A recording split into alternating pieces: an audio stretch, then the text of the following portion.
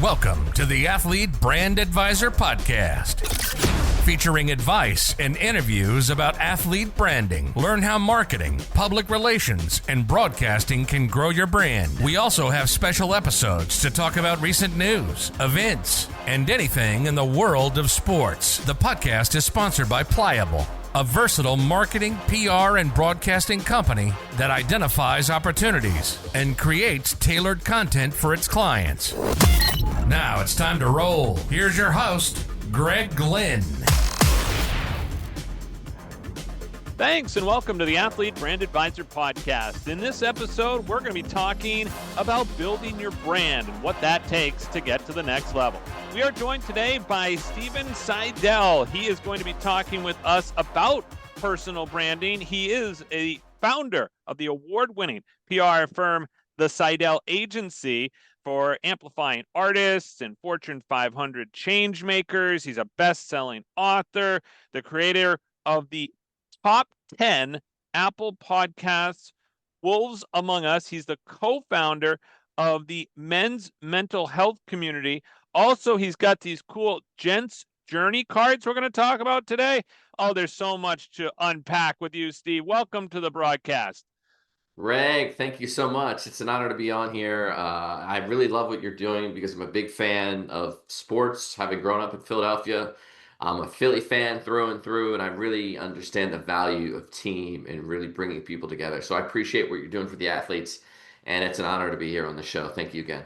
Yeah, absolutely. And congrats to your world champs. Yeah, I was there at the Super Bowl. We didn't have a good, I don't know when this airs, but I was at the Super Bowl. It was quite, and that's part of what I want to talk about on the show. Yeah. Is I worked at a previous company. I met a gal who ultimately, she worked in television for NBC. And she knew that I was a Philadelphia Eagles super fan. We connected, and to me, it's all about connection as currency and really connecting to your teammates, to your coworkers, to anyone who you're working with or in and around your community.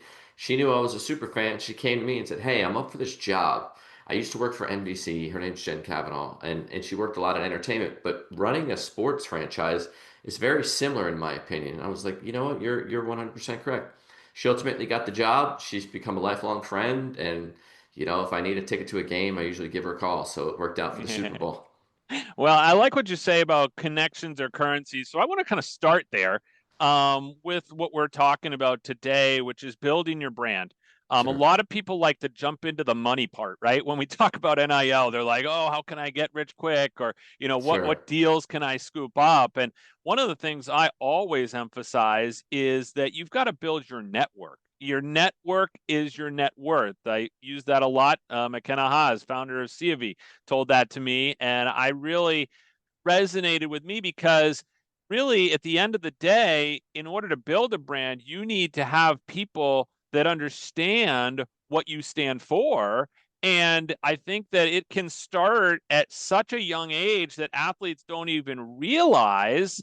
And I even sometimes have to rewind with them and say, think about some coaches that you've had in the past. Think about some teachers you've had in the past. Think about some teammates that you built great relationships with. That's going to be your network. So don't just look at them on your team right now as, hey, these are going to be great friends for life. Look at them as you said, connections that could connect dots to other people, other opportunities. And that's such a valuable lesson for them to learn as soon as possible. Yeah, absolutely. I work a lot with athletes as well. I worked with Brandon Short. He was a former Penn State player. I went to Penn State. He was running for the Penn State Alumni Board, and we worked long and hard about how to redefine his message and how that he can connect with both his community, like you're talking about, previous players, previous coaches, you know, previous friends, and you know, growing up in high school. And so part of the process that we work through is I have a 4-part process. I try to keep it real simple. Story, at the end of the day, where I come from, connection is currency. Story is the connective tissue, and really understanding what your story is, because that can create emotions, and that allows people to have feelings. And when they feel for you and they can connect with you, then they can obviously confide in you, and you can grow from there. So understanding the story that we once told ourselves, or the limiting stories and the limiting beliefs, and understanding how you're overcoming them. But as you do that, who are the key people, like you mentioned, the coaches, teammates, other adversaries, allies that helped you overcome that, to get over some of these mental barriers. But what we do when we're really building forward from a brand perspective is I like to start with your mission, and then we move into your message, And then lastly, we move into your media or community. And then ultimately, we want to build a movement. And so when we start with your mission, we really want to take time and to dive deeper into who you are. What are your highest commitments? What are you ultimately so passionate about that you can't stop thinking about it, or you stay up all Mm-hmm. night long because it's something that just really rings true? And it can be related to sports, yes, but you are a person. So you have, things that are physical, you things that are intellectual, behavioral, mental. So making sure that you honor those aspects of who you are, all areas of life, your children. Maybe you have pets that you stand for, and you're a vegetarian, you're against, you're a PETA advocate. So really understanding what your highest commitments are. We fine tune that mission. And then once we understand that mission, we want to step into your message so we can get super clear about what your message is. And it could be something as simple as, I help business owners achieve their dreams, which is what I like to do when working with clients. But then getting very clear about that message. And then lastly, understanding that media or that community aspect. Too often people are like, oh, I'm going to put all these things out here. I want to get brand deals. I want to get shoot. But really understanding who you are, then you can work from mission, message, and then your media. And then ultimately, when you have something that you stand for, you can build momentum. And you look at Taylor Swift, you look at Beyonce, you look Yeah. at a lot of these other athletes that are really doing it. Kevin Durant is kind of building his own thing as well. So Well, these athletes have things that they stand for. So that can help you move. And then when people watch you on TV, they click on your social media or they buy a shirt or some of your merch, they're actually voting with their choice. They're voting with their dollar. They're voting with their clicks. They're voting with their time. So you give them something in return so that you create that win, win, win. And for that win, win, win, it's going to be the community, it's going to be the customer, and then it's also going to be, you as a corporation or as a brand. yeah, absolutely. I think the one that comes to my mind that's probably one of the best stories that I have about what you're talking about is Hannah and Emma, who were two softball players at Ball State. And literally, they came to me and I met them through a connection. Yeah. He had told me that they wanted to cure childhood cancer. And they weren't interested in NIL deals. You know what I mean? They literally wanted to brand themselves around the efforts that they were, taking to try and cure cancer. And we ended up creating these cleats that had hashtag cure cancer on them. And to your point, they were involved in their community. They created a movement. It led to a lot of media, led even now to a book that I wrote with my daughter about it because they were so passionate about something outside of sport as well, which is, something we have talked about here a little bit is bringing that to light as to who you are as a person. And there are so many athletes with so many stories and so many passions that I really feel we can bring those out. So kudos to Hannah and Emma for what they've done. It's an amazing story. If you look up even hashtag cure cancer, you'll be able to see some of their work. But I think that, again, it gets back to connections because that conversation literally with Hannah and Emma never even happens without that connection that I had of somebody telling me that these are two girls that I would probably want to work with. So let's talk a little bit more now about some of the things that you've done in your career. Obviously involved in a lot of different things. You help Sure. businesses now. You're involved in men's mental health. And then even talk to me a little bit about what you've got going on as far as this Gents Journey deck of cards too. Yeah, thanks so much for asking. So as a child, I'm going to go back to my story. My parents divorced when I was one. And my dream in life was always to become a great father because my father wasn't often around. And often we see this in sports, right? If your dad is either there or my dad would come to the baseball games. And so I really gravitated for sports because I wanted to make him proud. And so like when he came to the sports diamond or baseball, I was like, oh, my dad, I very rarely got to see him because he was traveling. I was like, oh, I want to make him proud. But ultimately my dream became to be a great father, to empower, future generations, to empower the vulnerable child within us all, because oftentimes we feel like we're not enough. And so that became the crux of what I do at my company. My mission is to do good, give back, and make an impact. And we start with, who you are, what ultimately you want to do. And then we dive deeper into connection to our calling, connection to our community, connection to our customers. And one of the things for me, as I grew older, I had my own children. I recently lost my father about 5 years ago, which we rebonded later in life, and then I lost my mom, and my mom was the one who was always there, and it was probably the most challenging moment in my life. I had relocated my business. It's a virtual business. We're a virtual PR media firm from California to Kentucky. We had had a newborn. It was a pandemic. I was running my business out of my house, and then my mom got cancer. And so I had to bring her into my household. She took over my extra bedroom. And so I had to run my business out of my laundry room. And you talk about, connection. I really had to go deep and connect as much as I could because everyone was relying on me. And if I didn't connect to myself and love myself, then I didn't have enough to give to everyone around me. And oftentimes as an athlete too, sometimes we spread ourselves too thin, but we have to make sure that we empower ourselves, we love ourselves, and we're positive and we support ourselves, whether it's affirmations, motivations. But this was a tough moment. My mom ultimately passed, and I knew I needed a support system. I was in a new town. I had no friends. I was running a Yeah. virtual business, so all my other employees weren't there.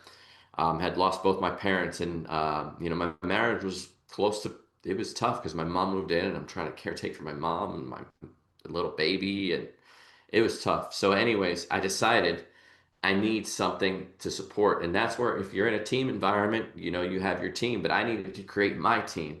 So I reached out to my growth friends and I decided, okay, I need to find some entrepreneurial friends because they're going to have flexible time. I know that they're comfortable with being uncomfortable and taking risks. And at the same time, also know that they're going to find ways that we can, game the system, if you will, or find different ways that we can, hack things. And so I started creating weekly meetings on Mondays. We created Gents Journey, and I finally found a safe place to share.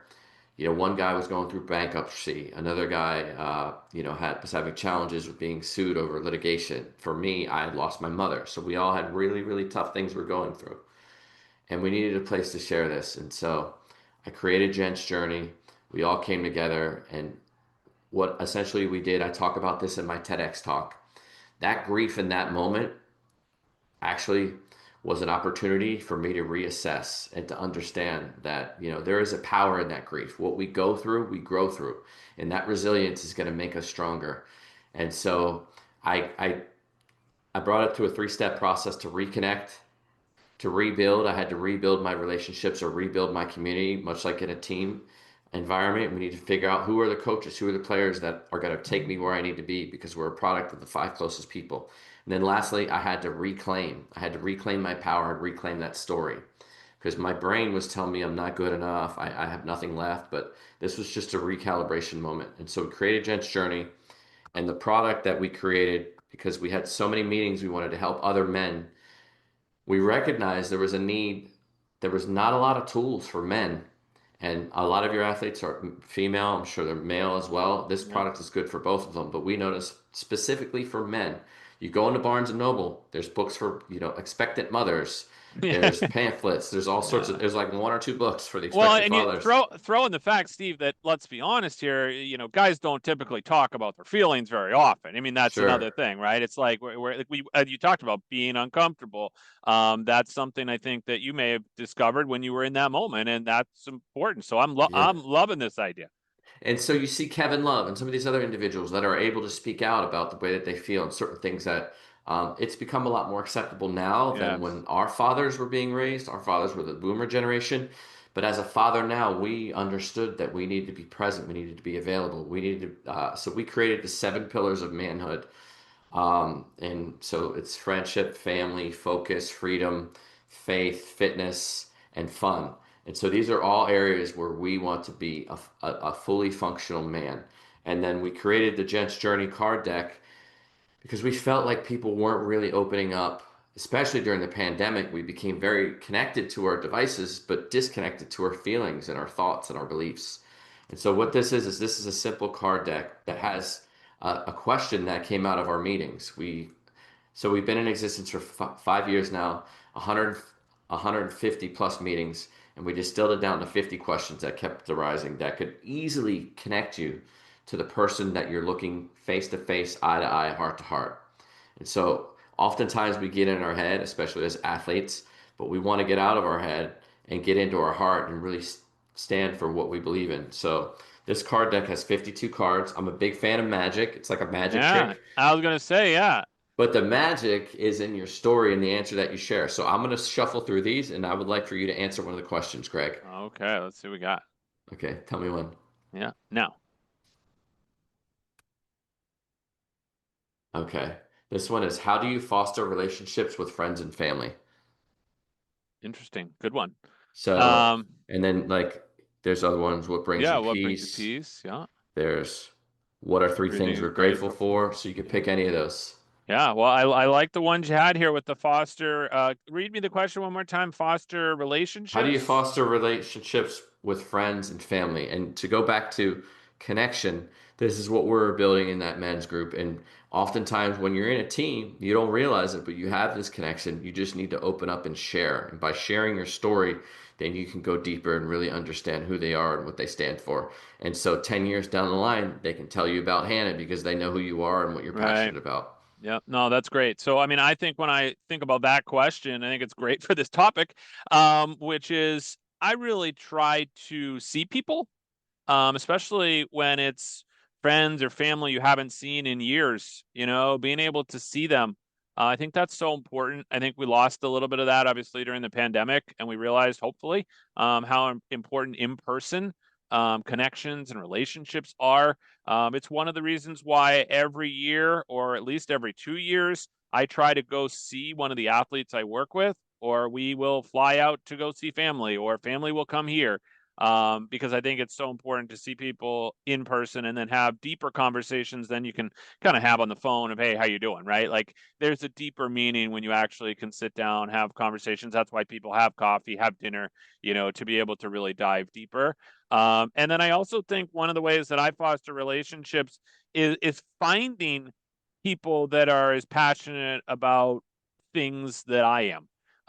Building community of people that I enjoy hanging out with, so that it's not, oh, I have to go hang out with these people, right? Like you should want to go hang out with every person that you have a meaningful relationship with. And if not, honestly, I surround myself with positivity. So I'm trying to surround myself with positive people, because Yeah. that's what I know is going to help, make better relationships, create more opportunities for everyone, and at the end of the day, strengthen relationships too. So Yeah, I love that. And that's one thing we're seeing a growing trend of the IRL in real life and visiting people, and kind of putting your cell phone and really being present. You feel that energy, you feel that frequency. You can look them eye to eye. You can give them a hug. I mean, just yeah, giving somebody a hug is so powerful. And if you're not able to do that, we talk a lot about on our men's group is we have the technology to FaceTime someone. Why yeah, would you not call them up and look them in the eyes and be able to experience, I know it's a Zoom call, but versus text messages where communication can get lost, lost. it I just see it sort all of the time, Steve. I see it all the it's time with the way these it's kids text now. It's like unbelievable. can't even understand half the things that they're saying, and so Yeah. but Well, for the other thing I'll go and I'll kind of follow up that too is the fostering of the relationships and even the starting of a relationship is now, to your point, I always want to meet with somebody on Zoom. Like if I can and I can make it happen and they can make it happen, that's just the sure. way to go, because I know I can find a better connection with that person and see their emotions on their face when I say something or want to do something or have an idea. It just makes the communication and the connection, I feel like, that much stronger. Yeah, I couldn't agree more. And one of the things that we talk a lot about with our clients, or that just a simple connection through a story or whatever, is also looking to go from good to great. So obviously my mission is to do good, give back, and make an impact, and have a positive impact. But what we look for when we foster relationships, me personally, professionally, is I want them to be great. And great for me is I'm a huge acronym nerd, means grateful. I want to see that they're grateful for the actions and the time that's being spent, even for what they're given in this world.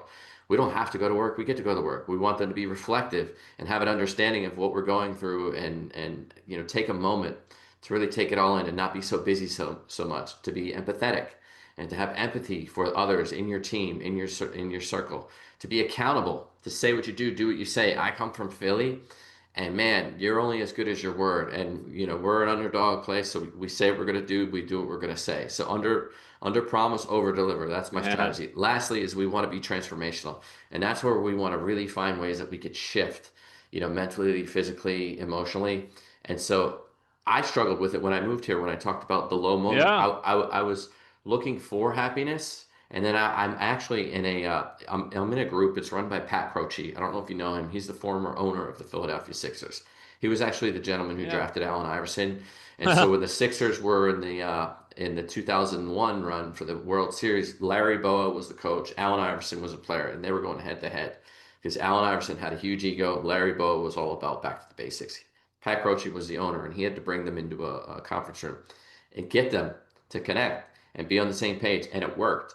But now he's sort of transitioned, if you will. He's more into living in the present moment. He has a weekly meditation group, and in that group, when my mom was sick, I put her in that, and that really helped her from a mental perspective.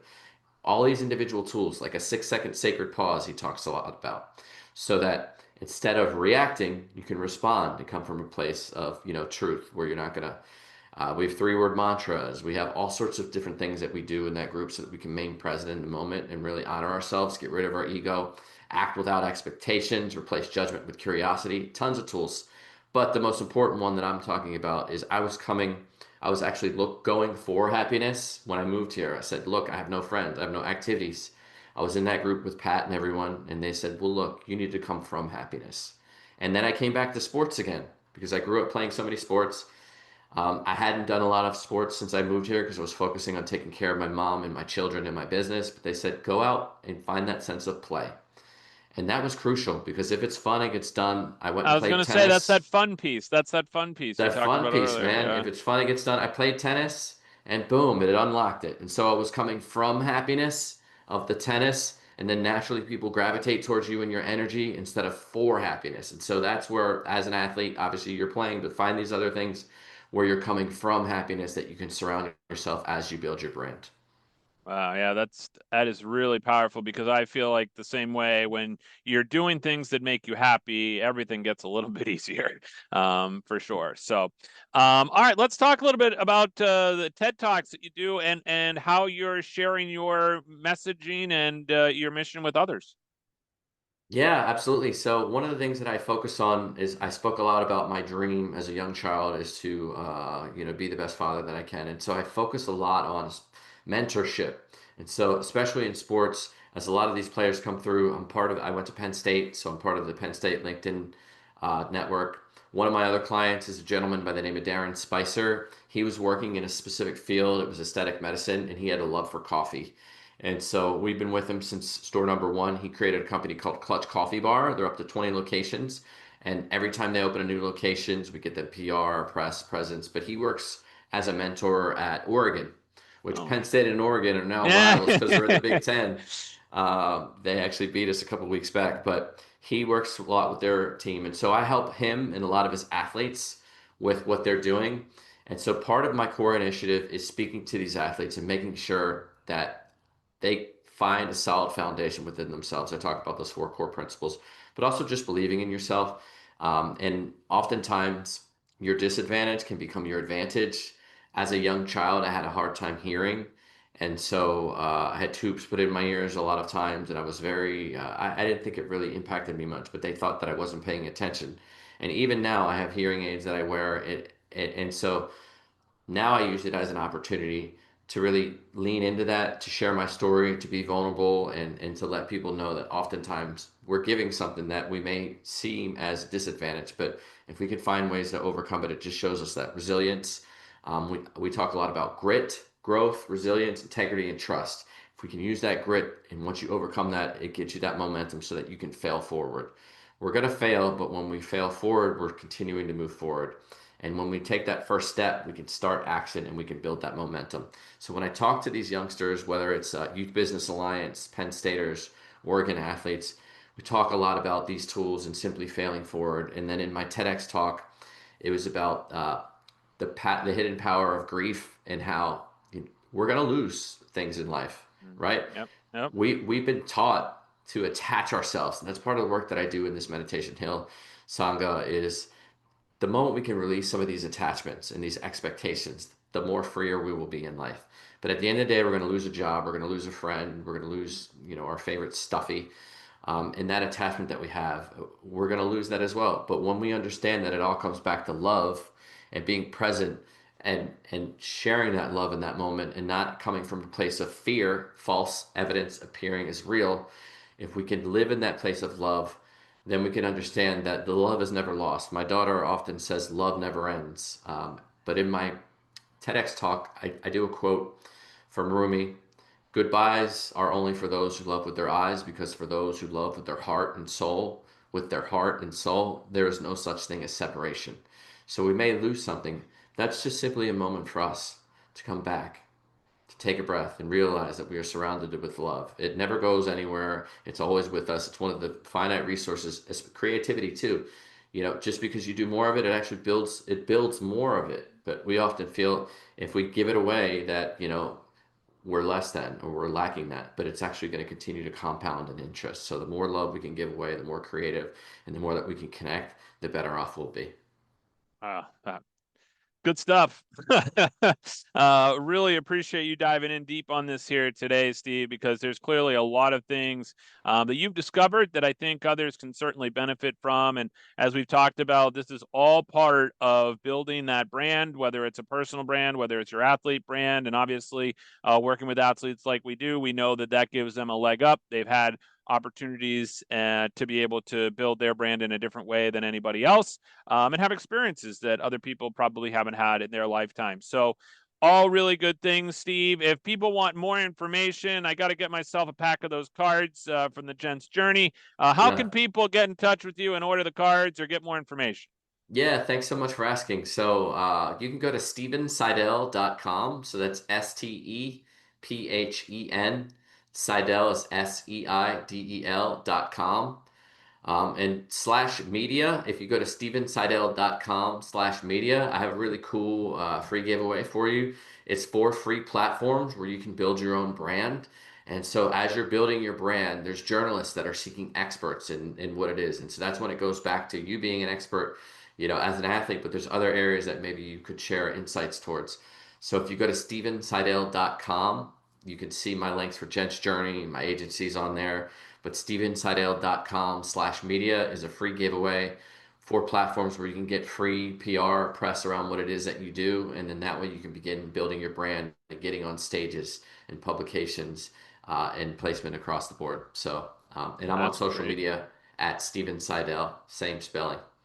Yeah, awesome. Well, that is awesome, and I am so grateful we connected. And I'd love to leave one. Can I leave one last question for my card deck? Yeah, please. Yeah. And for the listeners or anybody watching, what I would encourage you to do is whatever the answer to this question is, I would like for you to share it with one person, because too often we wait till it's too late to share it. Like I lost my mom and father. Like tell them that you love them. Don't like wait. Greg was saying, go see them.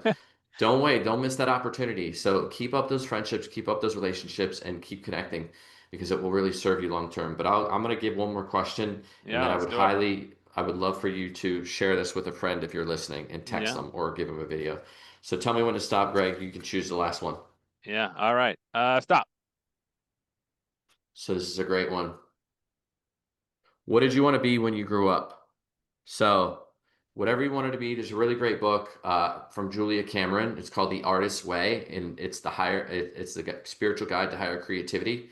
She talks about remembering what you wanted to be when you grew up, and for 5 different things, and injecting them in your daily life, and you'll find more happiness. And this all go back to your mission and your purpose. But I urge your listeners and your viewers, what did you want to be when you grew up? Share that with your mom, dad, friend, or maybe somebody in that field, and inject that in your daily life. I'm sure it'll help you be happier. Yeah. Well, it makes you also reflect too, for sure, how things have changed, right? Yeah. Very cool. Well, I appreciate it, Steve. Congrats on all your success. Thank you for being part of the podcast, and keep up the great work. Yeah. Thank you, Greg. I really appreciate the opportunity. Thanks. Absolutely. All right. I'm Greg Glynn. We're glad you could tune in, and stay pliable, my friends. Thanks for listening to the Athlete Brand Advisor Podcast. Be sure to check out the show notes from today's episode and catch up on recent episodes at pliablemarketing.com. We also encourage you to share topics and guest ideas by emailing our production staff at pliablemarketing@gmail.com. We love hearing from our loyal listeners and athletes who want to grow their brand. So jump in and be part of the podcast, because that's how we roll.